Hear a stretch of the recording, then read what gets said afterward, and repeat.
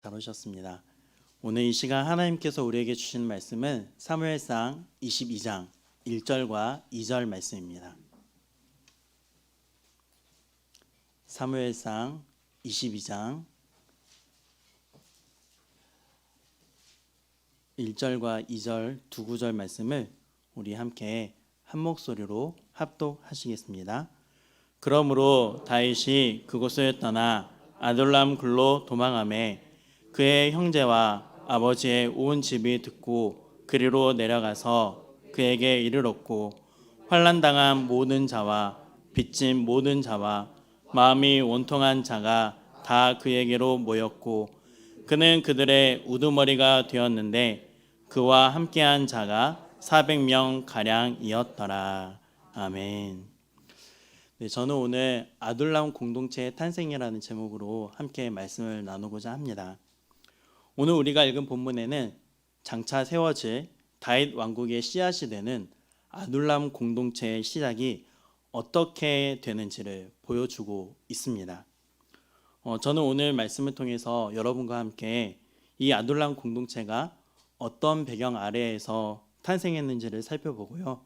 또 아둘람 공동체의 탄생을 위해서 하나님께서 다윗을 어떻게 준비시켰는지를 함께 살펴보기를 원합니다. 그래서 오늘 말씀이 맞춰질 때에는 우리 성도님들의 가슴속에 우리가 먼저 좋은 공동체가 되어서 또 다른 건강한 공동체가 탄생되는데 쓰임받고 싶다는 그런 갈망이 새겨지기를 주님의 이름으로 축복합니다. 먼저 오늘 본문 1절 상반절에는 다윗이 어떤 한 장소를 떠나서 아둘람 굴로 도망했다라는 사실을 보여주고 있습니다. 그런데 도대체 앞에 어떤 일들이 있었기에 이 이스라엘의 영웅이자 사울 왕의 사위인 이 다윗이 아둘람 굴로 도망을 하게 된 것일까요? 블레셋과의 전쟁에서 승리하고 돌아오는 사울 왕과 다윗을 맞이하면서 이스라엘 여인들이 불렀던 노랫말이 시발점이 되었습니다. 사울은 천천히요, 다윗은 만만히로다 라는 노랫말이었죠. 이때부터 사울은 다윗을 주목해 보기 시작했는데요. 시기심과 질투심에 사로잡혀서 다윗을 주목해 보기 시작한 것입니다. 그래서 결국에는 다윗을 죽이려고 하죠. 그런 와중에 요나단이 자신의 아버지 사울이 다윗을 계속해서 죽이려고 한다는 사실을 확인하게 되었습니다. 그래서 다윗에게 이 사실을 알렸고 다윗으로 하여금 도망갈 수 있도록 신호를 주었습니다. 그렇게 요나단과 눈물의 이별을 하게 된 이 다윗은 도망자 신세가 되어버리고 말았죠. 도망자 신세가 된 다윗은 가장 먼저 노비라는 곳으로 피신을 했는데요. 이곳으로 가장 먼저 피신한 이유가 있습니다. 골리앗을 쓰러뜨린 뒤 그 골리앗의 칼을 다윗이 이곳에 봉헌했기 때문에 이곳은 평소에도 다윗이 자주 방문했던 곳이었기 때문입니다. 그러니까 매우 익숙한 곳이었죠. 여기에서 제사장 아히멜렉을 만나서 이런저런 이야기를 나누었는데요. 다윗은 자신의 상황을 숨긴 채 제사장 아히멜렉에게서 떡과 또 자신이 봉헌했던 골리앗의 칼을 받아서 놋땅을 떠납니다. 그렇게 다윗은 자신의 생명을 노리는 사울의 위협을 피해서 이제는 적군인 블레셋 성읍 가드로 도망을 칩니다. 그런데 여기서도 이제 미친 척을 하지 않으면 내 목숨을 부지할 수 없겠구나라는 생각을 할 정도로 매우 큰 위기에 빠지게 되었는데요. 그래서 어떻게 미친 척을 했냐면 대문짝이 막 손으로 끄적거리면서 수염에 침을 흘림으로 미친 척을 한 것입니다. 그러자 그 블레셋 가드왕 아기스가 이 미친 척하는 다윗의 모습을 보고 신하들에게 아니 이 미친 녀석을 왜 나에게 끌어왔느냐고 왜 나에게 데리고 왔느냐고 화를 내면서 쫓아내라고 명령을 합니다. 여러분 이처럼 다윗이 아둘람 굴에 이르기 이전에 도피를 했던 장소들을 생각해 보면요. 지금까지는 사람들이 살고 있었던 장소였습니다. 즉 사람들의 도움을 어느 정도 받을 수 있는 장소였던 것이죠. 이것을 생각해 보면 다윗은 광야로까지 도망갈 생각은 하지 못했던 것 같습니다. 왜냐하면 이 광야는 적군인 블레셋 지역보다도 더 살 수 없는 곳이라고 다윗은 생각했었던 것 같습니다. 광야이기 때문에 그 누구도 일상생활에 필요한 것을 조달하기가 쉽지 않았겠죠. 그래서 그 누구도 살고 싶어하는 곳이 아니었습니다. 아니, 살 수 없는 곳이었습니다. 그런데 이제는 다윗에게 있어서 방법이 없었던 것 같습니다. 사울 왕의 살해 위협을 피하기 위해서 이제는 사람이 살지 않는 광야라도 가야겠다. 그렇게 다윗이 생각했던 것 같습니다. 그러니 이 상황에까지 몰아쳐진 이 다윗은 어떠했을까요? 당연히 외로웠겠죠. 그리고 너무나 비참하고 처량했을 것입니다. 그렇게 여기에서는 정말 다윗은 더 이상 그 무엇도 의지할 수 없고 하나님만 붙들 수밖에 없게 된 것입니다. 이 상황을 잘 보여주는 시편이 있습니다. 바로 시편 142편인데요. 우리 시편 142편 1절부터 4절 말씀을 제목부터 함께 읽어보도록 하겠습니다. 다윗이 굴에 있을 때 지은 마스길 곧 기도. 내가 소리내어 여호와께 부르짖으며 소리내어 여호와께 간구하는도다. 내가 내 원통함을 그의 앞에 토로하며 내 우환을 그의 앞에 진술하는도다. 내 영이 내 속에서 상할 때에도 주께서 내 길을 아셨나이다. 내가 가는 길에 그들이 나를 잡으려고 올무를 숨겼나이다. 오른쪽을 살펴보소서. 나를 아는 이도 없고 나의 피난처도 없고 내 영혼을 돌보는 이도 없나이다. 아멘. 여러분, 너무나 가슴 아프고 절박한 마음을 가지고 있는 이 다윗의 심정이 느껴지시죠? 이때 다윗은 자신을 죽이려는 사울과 핍박하는 자들에게 둘러싸여 있었습니다. 그런데 그를 돌봐주거나 관심을 가져주는 사람은 지금 한 사람도 없는 것입니다. 이렇게 모든 이들로부터 버림을 받고 저항할 힘마저 완전히 소진되어 버리고만 그때 다윗은 마지막 남은 힘을 쏟아내어 하나님을 붙들고 있는 것입니다. 그리고 이어지는 5절과 6절을 함께 읽겠습니다. 여호와여, 내가 주께 부르짖어 말하기를 주는 나의 피난처시오 살아있는 사람들의 땅에서 나의 분깃이시라 하였나이다. 나의 부르짖음을 들으소서. 나는 심히 비천하니이다. 나를 핍박하는 자들에게서 나를 건지소서. 그들은 나보다 강하니이다. 아멘. 여러분, 다윗은 지금 아무도 도와주는 이가 없는 이때 자신의 진정한 피난처는 하나님이심을 고백하고 있고요. 그리고 너무나 비참한 상태에 빠진 나를 건져달라고, 구원해달라고 하나님께 간구하고 있습니다. 그래서 정말로 그곳에서 하나님은 다윗을 만나 주신 줄 믿습니다. 그런데 하나님은요, 다윗이 정말로 하나님만 붙들고 살아가려면 또 한 가지가 필요하다는 것을 아셨던 것 같습니다. 그것은 바로 사람들의 격려와 지지, 그리고 동행이 필요하다는 것을 아셨습니다. 그래서 하나님은 다윗에게 새로운 왕국의 씨앗이 될 사람을 붙여줘야겠다라고 생각을 하셨습니다. 그래서 어떻게 하셨는지 볼까요? 다시 오늘 본문 1절 하반절과 2절 상반절을 보시면요, 우리 주황색으로 표시된 부분만 함께 읽겠습니다. 그의 형제와 아버지의 온 집이 듣고 그리로 내려가서 그에게 이르렀고 환난당한 모든 자와 빚진 모든 자와 마음이 원통한 자가 다 그에게로 모였고. 여러분, 지금 이 말씀을 읽기 전에 제가 하나님께서 다윗에게 새로운 왕국의 씨앗이 될 사람들을 붙여줘야겠다는 생각을 하셨다고 말씀드렸잖아요. 이 부분을 생각해 보면요, 하나님은 다윗으로 하여금 왕이, 이 이스라엘을 이끄는 왕이 되기 이전에 배워야 할 것을 배우도록 하는 일종의 수업을 하기 위해서 아둘람굴로 이 사람들을 보내주신 것입니다. 먼저 이 사람들은요, 가족이었습니다. 다윗의 형제와 아버지의 온 집이 이 다윗을 찾아온 것은 1차적으로 그 가문이 사울 왕을 대적하는 역적으로 몰렸기 때문에 그 위기를 극복하기 위한 것이었을 것입니다. 또 한편으로는 이 다윗이 혼자니까 그래도 가족인데 그래서 다윗을 도우려는 의도도 있었겠죠. 그리고 세 부류의 사람들, 환난당한 자, 빚진 자, 마음이 원통한 자들이었습니다. 이 사람들은 정말로 이 사울 왕국에서 상처받은 주변인들이었습니다. 이 사람들을 데리고 이 다윗이 아둘람 공동체가 시작이 되고 있는 것입니다. 그런데 이 사람들은 분명히 다윗이 좋아서, 반대로 사울이 싫어서 몰려든 사람들이지만 상처받은 사람들이기 때문에 어떤 생각을 더 많이 했을까요? 긍정적인 생각보다는 부정적인 생각들을 더 많이 했겠죠.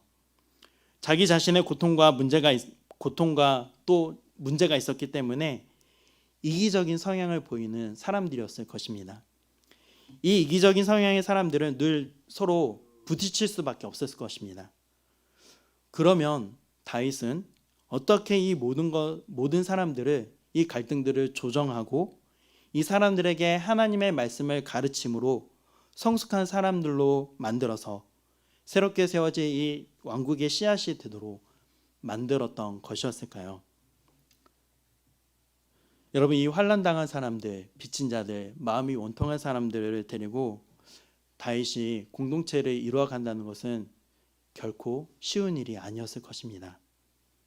그 사람들은 전부 다 상처를 가진 사람들이었습니다. 그리고 지금 계속해서 도망다녀야 했던 다윗도 너무나 힘들어서 죽을 것만 같았던 그때였습니다. 그렇기 때문에 다윗 입장에서는 자신의 리더십 아래에 있는 이 사람들이 자신을 진심으로 따르게 하고요, 또 하나님께서 원하시는 왕국을 이루기 위해서는 영적으로 성숙하도록 도와야 했을 것입니다. 그런데 이 일들이 다윗 입장에서는 너무너무 힘들었을 것이라는 것입니다.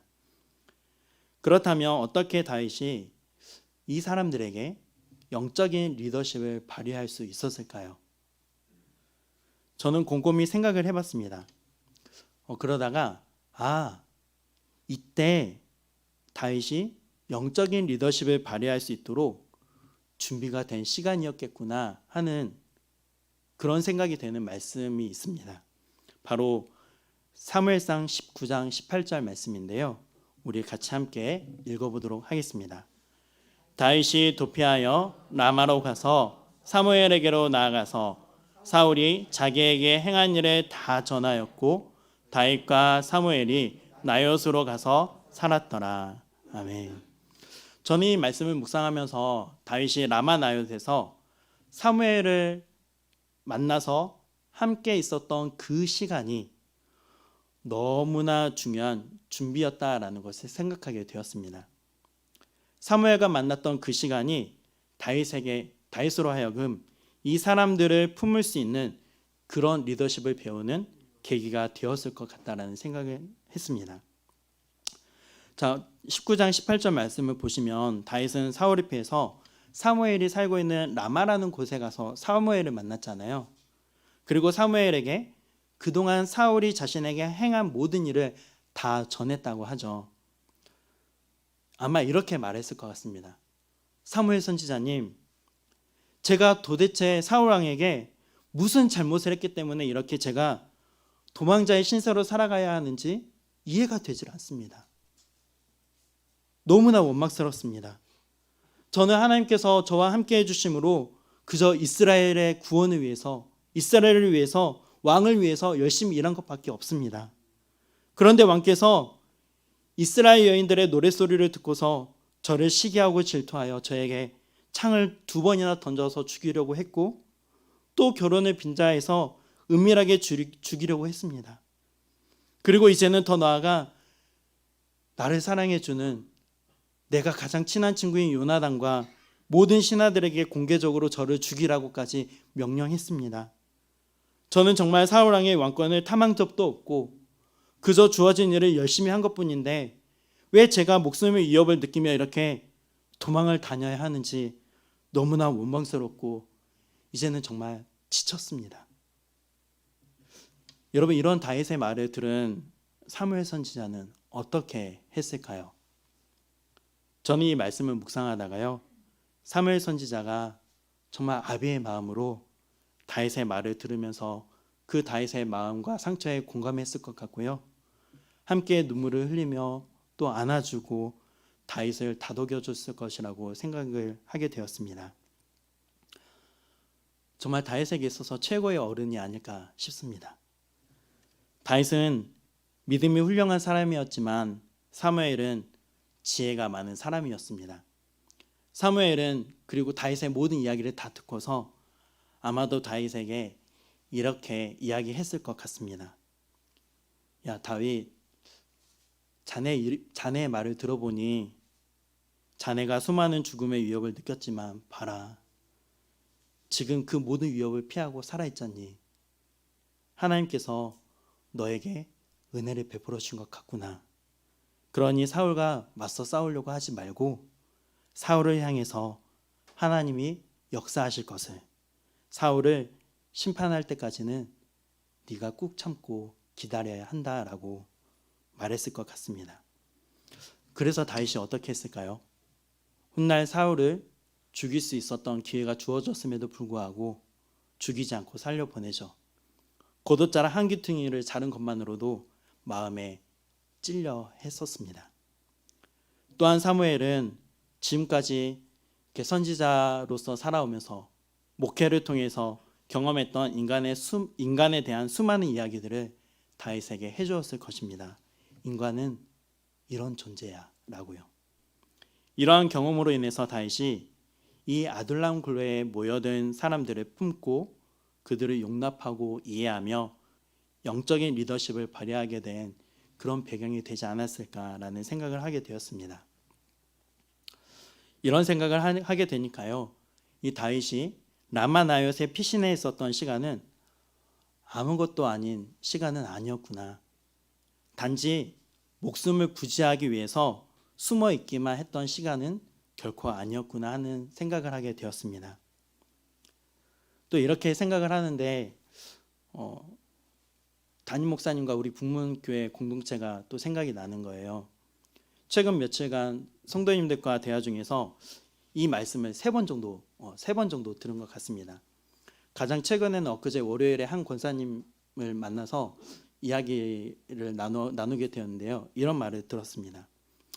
우리 부목사님들 우리 교회에서 잘 훈련받아서 좋은 교회로, 큰 교회로 청빙받아서 가기를 기도하고 있습니다 라는 말씀입니다.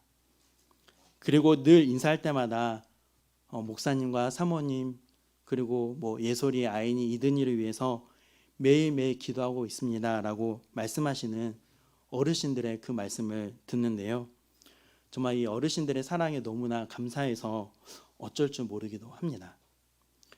그리고 또 담임 목사님께서도요, 제가 우리 북문교회에 오기 전에 면접을 봤던 때부터 지금까지 계속해서 해주시는 말씀들이 있어요. 그 말씀들은 뭐냐면, 나는 하나님께서 부목사님들을 나 송정원 목사와 북문교회를 만나게 하신 분명한 이유가 있다고 생각한다. 이곳에서 배울 수 있는 것을 정말 잘 배워서 한국교회의 미래가 되기를 바란다. 한국교회를 건강하게 이끌어가는 영적 지도자가 되기를 바란다라는 말씀입니다. 그리고 목사님은 그 말씀대로 늘 사랑으로 가르쳐 주시고요. 때로는 실수도 용납해 주시고 또 기다려 주시기도 하십니다.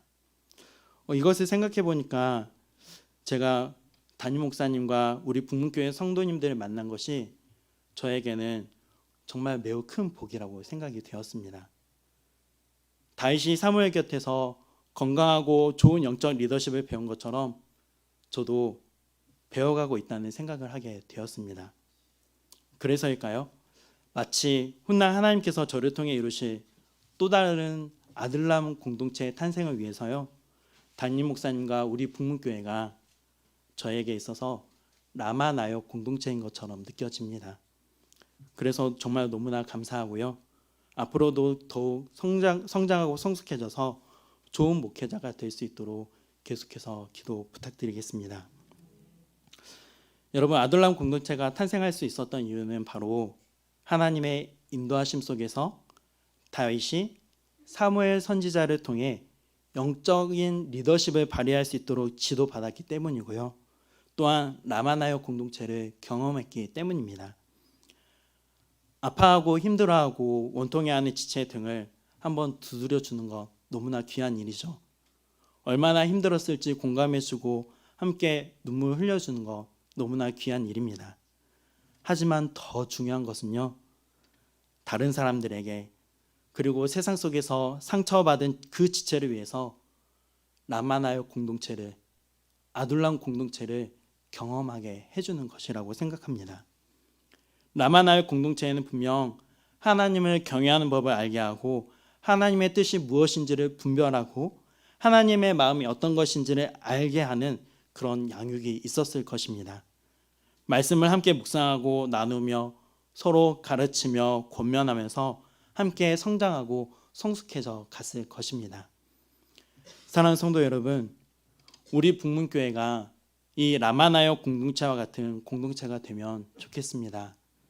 우리 교회에 새롭게 오시는 분들 중에도 환난 당하신 분들, 빚지신 분들, 마음이 원통하신 분들이 있을 것입니다. 이분들이 우리 북문교회 공동체를 만나서 치유되고 회복이 되는 역사가 있기를 간절히 원합니다. 세상의 악함에 상처 입은 지체들을 우리 북문 공동체가 도와주고 돌봐준다면 세상의 악함은 우리 북문교회 공동체 안에서 힘을 잃게 되고 말 줄 믿습니다. 그리고 우리의 돌봄을 세상으로 넓혀가면 좋겠습니다. 범죄, 갈등과 같은 개인의 악함과 구조, 또 환경 문제, 또 아까 권사님께서 기도하셨던 내용 중에서 전 세계에서 일어나는 모든 전쟁들, 그런 집단의 악함이 가득한 세상에서 예수님의 사랑과 은혜를 지닌 우리 공동체가 상처받은 사람들을 돌보기 시작할 때 세상 사람들 우리들의 모습에 호기심을 갖게 될 거고요. 그렇게 우리 교회 공동체는 점점 확장되어 갈 줄 믿습니다. 그렇게 아둘람 공동체가 이루어져서 하나님 나라를 이루어가는 우리 북문교회가 되기를, 그리고 그 공동체를 함께 만들어가는 저와 여러분이 되어주시기를 주님의 이름으로 축복합니다.